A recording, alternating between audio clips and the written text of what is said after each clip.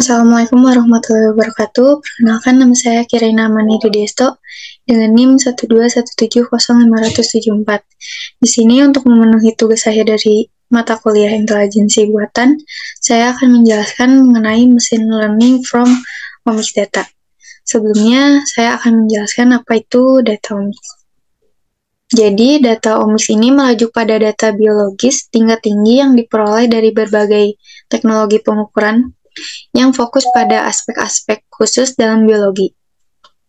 Istilah omics ini mencakup beberapa jenis data biologis, dan setiap jenis data tersebut berfokus pada aspek tertentu dari biologi molekuler. Nah, di sini ada beberapa jenis data omics yang umum, yaitu meliputi genomics, kemudian ada epigenomics, kemudian transcriptomics, proteomics, dan metabolomics. Nah, saya akan menjelaskan terlebih dahulu apa itu genomics. Genomics ini berkaitan dengan analisis genom, yaitu keseluruhan informasi genetik dari sebuah organisme. Ini mencakup penentuan urutan DNA, identifikasi gen, dan pemahaman variasi gen dalam suatu populasi. Kemudian ada epigenomics, yaitu mencakup analisis modifikasi epigenetik seperti metilasi DNA, modifikasi histon, dan regulasi ekspresi gen yang tidak melibatkan perubahan dalam urutan DNA. Selanjutnya ada transcriptomics, yaitu berkaitan dengan analisis transkrip atau RNA yang dihasilkan oleh genom.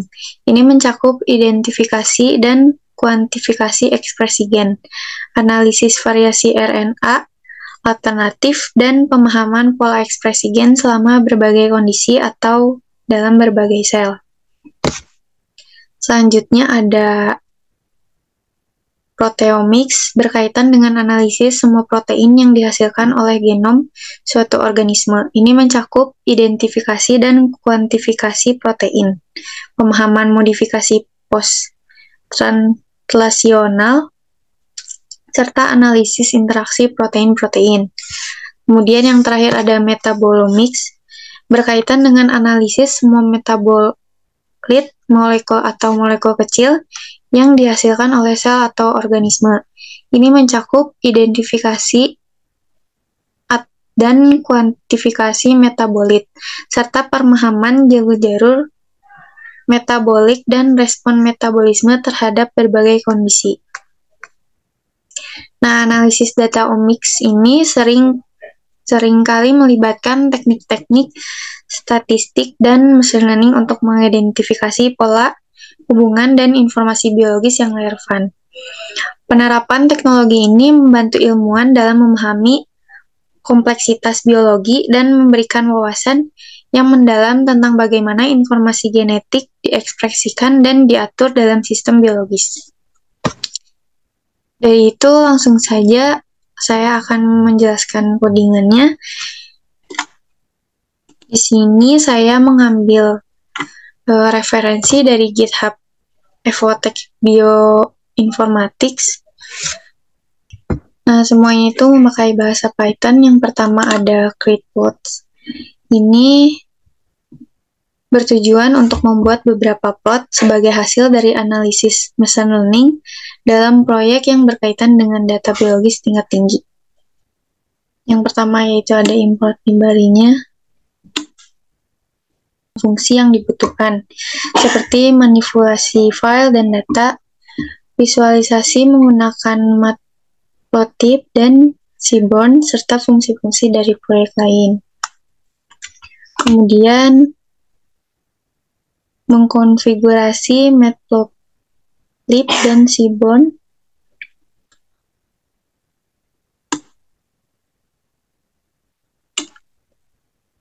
Ini untuk mengatur konfigurasi untuk matplotlib dan seaborn, termasuk penggunaan mode X untuk matplotlib agar dapat bekerja di lingkungan tanpa GUI. Selanjutnya ada fungsi save figure. Ini untuk menyimpan gambar dari lollib ke file dengan format dan pengaturan tertentu. Kemudian ada dari create grid search plot. Nah, ini tuh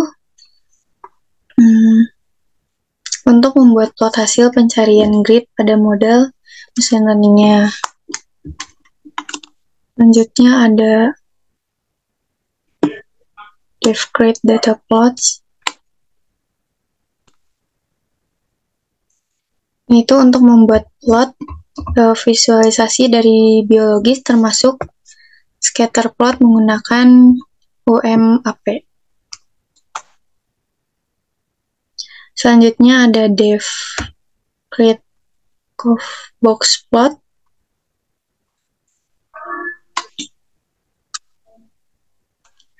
Ini tuh untuk membuat box plot dari koefisien fitur hasil permodelan. Selanjutnya ada fungsi main. Untuk melakukan pemanggilan fungsi-fungsi di atas dan mengeksekusi serangkaian operasi untuk membuat plot. Kemudian if name ini untuk mengeksekusi fungsi utama. Jadi file create plots ini berisi fungsi-fungsi untuk membuat plot yang relevan dengan hasil analisis machine learning pada data biologis tingkat tinggi. Plot yang dihasilkan mencakup hasil pencarian grid, visualisasi data dengan scatter plot, dan box plot dari koefisien fitur hasil pemodelan. Fungsi-fungsi ini dapat digunakan untuk memberikan wawasan visual yang lebih baik tentang performa model dan karakteristik data biologis. Selanjutnya ada DL-Omics. Nah, file DL-Omics ini bertujuan untuk mengunduh dan memproses data biologis tingkat tinggi. Jadi yang terkait dengan proyek machine learning-nya. Yang pertama yaitu ada import library-nya dan fungsi yang dibutuhkan seperti untuk mengunduh file, membaca dan menulis file Excel, dan CSV. Kemudian mengkonfigurasi part dan URL data.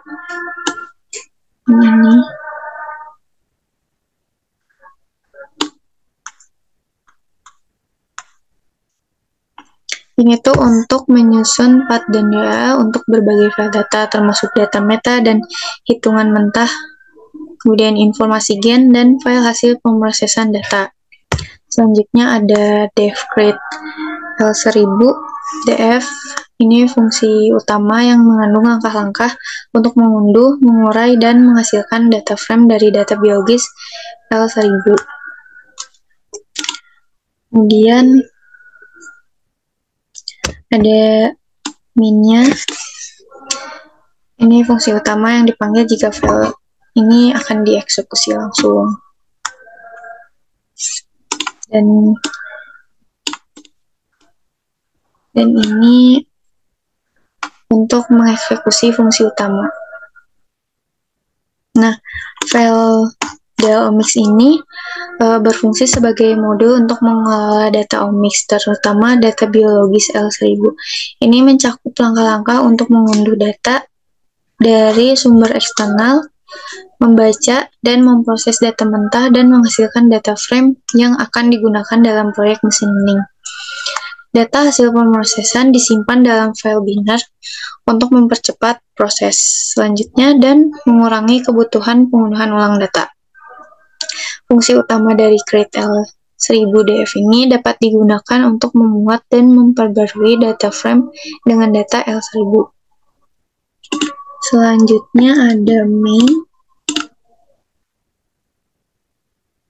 Nah, main ini sama juga ada import library dan fungsinya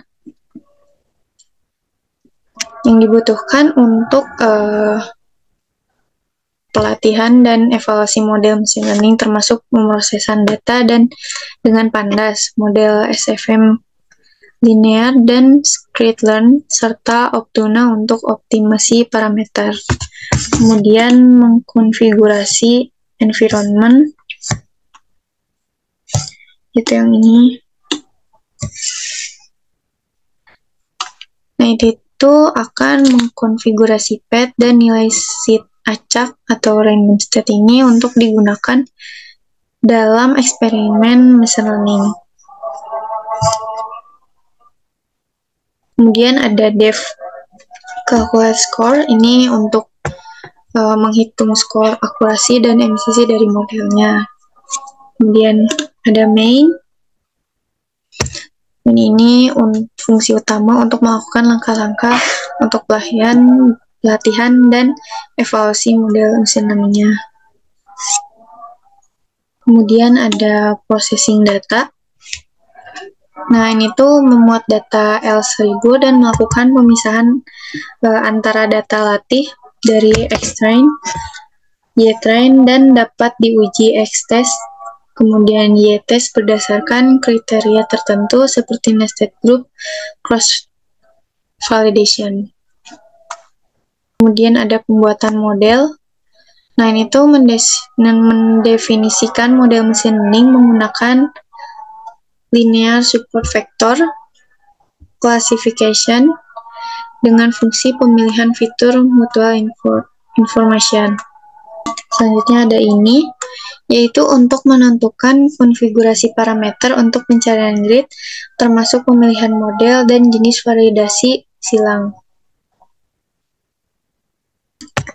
Kemudian ada pencarian grid menggunakan Optuna Search CV, yaitu yang ini.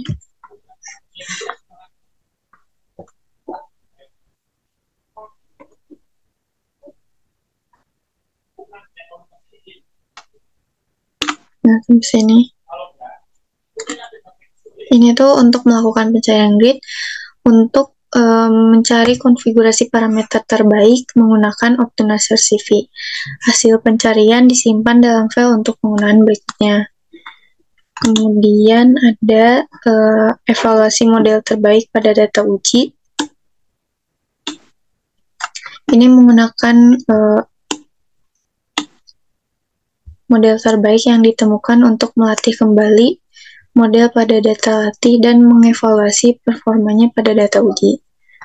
Kemudian ada pelatihan model dan pemisahan kelompok jika digunakan. Ini tuh jika digunakan pemisahan kelompok, melatih ulang model pada setiap lipatan pemisahan kelompok dan menyimpan model untuk penggunaan berikutnya.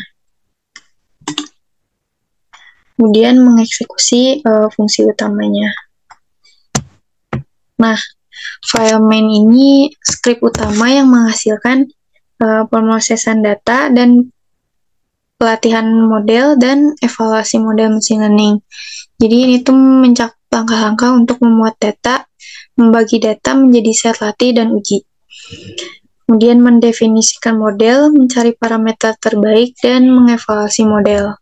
Model terbaik yang ditemukan digunakan untuk melatih ulang model pada set latih dan mengevaluasinya pada set uji.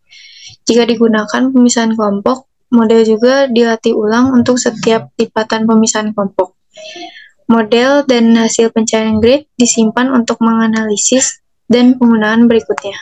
Selanjutnya ada data utils. Utils ini seperti biasa mengimport library dan fungsinya yang digunakan untuk mengompres dan mengurangi dimensi data. Kemudian ada fungsi gunzip ini tuh untuk mengekstrak file yang dikonversi menggunakan gzip. Selanjutnya ada dev scatterplot. Ini tuh untuk membuat scatterplot dari data frame menggunakan Seaborn.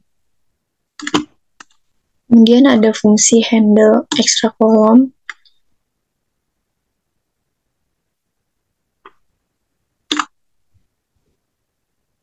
Nah, ini tuh fungsinya fungsi dekorator yang menangani kolom tambahan dalam data frame ketika melakukan reduksi dimensi. Kemudian ada fungsi create CADF. dan create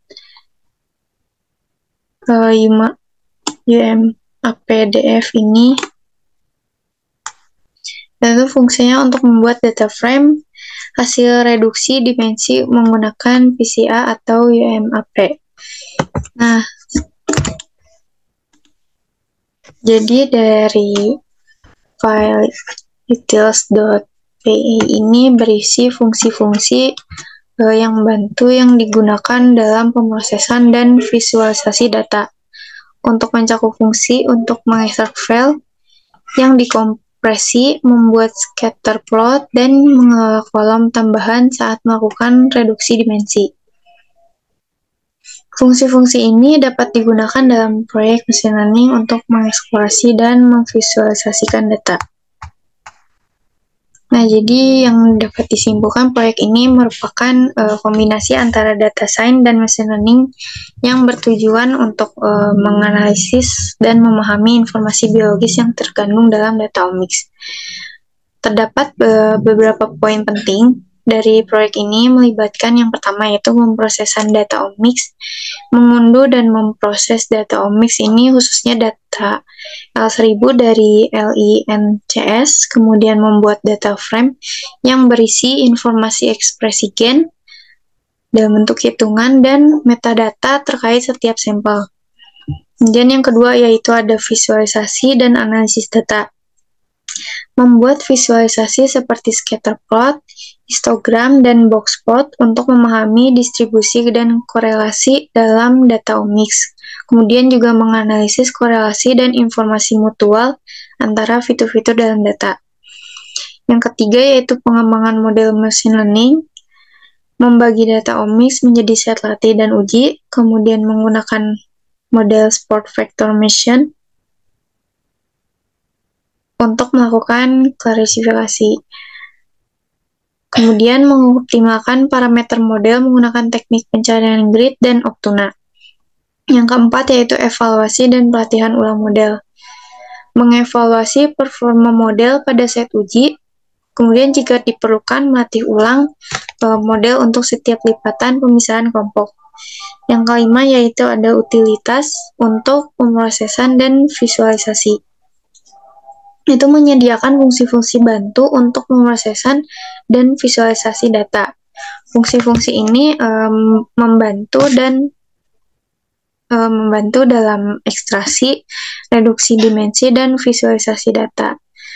Maka dengan cara ini, proyek ini menggabungkan pendekatan analisis data dan pengembangan model machine learning untuk memberikan wawasan yang lebih baik tentang informasi biologis yang terkandung dalam data omics. Visualisasi juga digunakan sebagai alat eksplorasi untuk memahami struktur dan pola dalam data. Jadi, secara keseluruhan, proyek ini menggabungkan elemen-elemen data science dan machine learning untuk menganalisis dan memahami informasi biologis yang terkandung dalam data omics. Model machine learning ini dikembangkan untuk mencoba melakukan klarifikasi berdasarkan data omics. Selain itu, visualisasi juga digunakan untuk memahami dan menggambarkan struktur dan pola dalam data. Mungkin cukup sekian yang dapat saya sampaikan. Kurang lebihnya mohon maaf apabila terdapat kesalahan. Wassalamualaikum warahmatullahi wabarakatuh.